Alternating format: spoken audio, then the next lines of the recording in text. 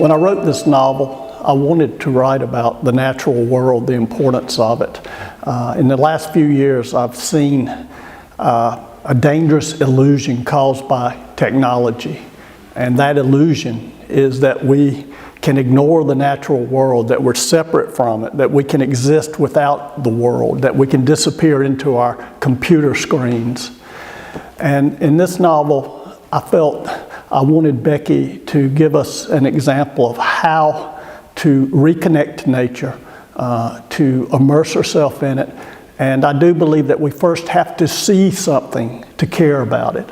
And my hope is that in the novel, we can all begin to see the world and begin to love it, because if we do not love it, we will not exist. Truth is a nebulous term, and we know from the deconstructionists that it's a very slippery one, maybe perhaps an illusionary one. But I do believe what the great poet, Irish poet, William Butler Yeats said, that though the artist may not know truth, the artist can embody it. And I think that's perhaps what all artists hope for, that when the reader or the viewer of a work of art sees it, reads it, that there's a sense that there's something true here, something that connects in a way that lets us know that something has been communicated that we understand, but not only understand, but acknowledge as truth. I am a novelist, but I'm also a short story writer and a poet. I've written 5 collections of poetry in the United States. But in the novel, I really wanted to write a voice, create a voice that is poetry. And with Becky, that is exactly what I was going for, to create a voice that can be read as poetry or prose. And that was my goal. And I thought it fit her and allowed her to go deeper into the world than she might through pure prose. My landscape is the mountains, and one aspect I'm fascinated by is how landscape and destiny are intertwined. And I'm convinced that the mountain culture is in many ways different from a culture, say, of a level land or of an island. The people in the mountains share certain superstitions, certain senses of reality, the way the light comes in over the mountains.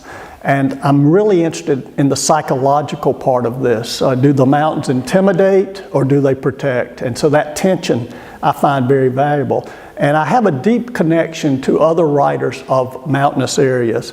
The poet and short story writer and novelist Camus from Switzerland is a great example. He's one of my very favorite writers. And his landscape is as much mine as any of the Appalachian writers or Rocky Mountain writers I read in the United States. We live in an era where solitude is harder and harder to find.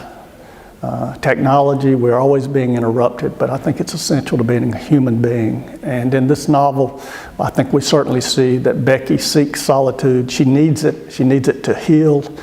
But also, I think solitude connects in other ways. I believe that all human beings have parts of themselves where they are alone. And yet, we yearn for some sense of connection. And for Becky, it may not be, for a large part of the novel, other human beings, but it is at least in the world. And I think her movement toward Les and their relationship is an interesting moment where she tries to become, as I say in the English version, they become alone together.